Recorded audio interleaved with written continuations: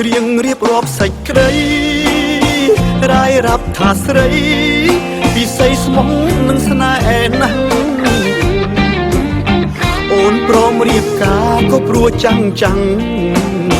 បងខំដូរផ្លាំងឲ្យអូនរៀបការគូថ្មីវាចាំងកំរិលពេកណាស់ទៅហើយអោសងសាអើយមិនបាច់អូនប្រឹងបំភ្លៃបើជ្រឹងយកគេរៀបការចុងថ្លៃតែសូមចិត្តស្រីកុំក្រឡៃដាក់ចាំងទុំបងដឹងបងក្រគេមានដល់កស្រីអកថាស័ក្តិសមយកលេងផ្ដេសផ្ដាំចោលតាំងចាក់ទុំហើយថែមចោលទុំលីខិតអរគុណពីមុនដែលស្រឡាញ់បងកុំព្រួយនួនល្អថាបងទៅរំខានស្រីពីសងសាក្រជូនពរពិសី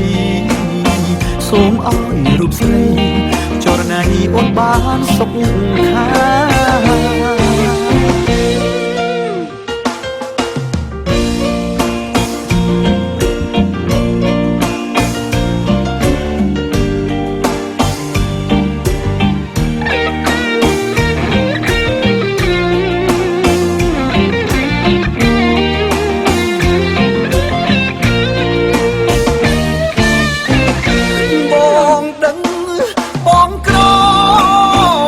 គេមានដល់ក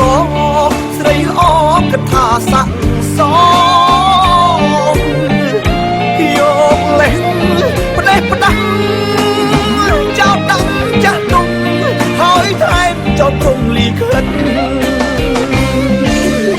អរគុណពីមុនដែលស្រឡាញ់បងកុំព្រួយនួនល្អថាបងទៅរំខានស្រីពីសងសាក្រជូនពរពិសីសូមឲ្យរូបស្រីចរណៃអូនបានសុខខាអងរស់ឈឺចាប់ក៏វាមិនថ្មីសំខាន់រូបស្រីចរណៃអូនបានសុខខា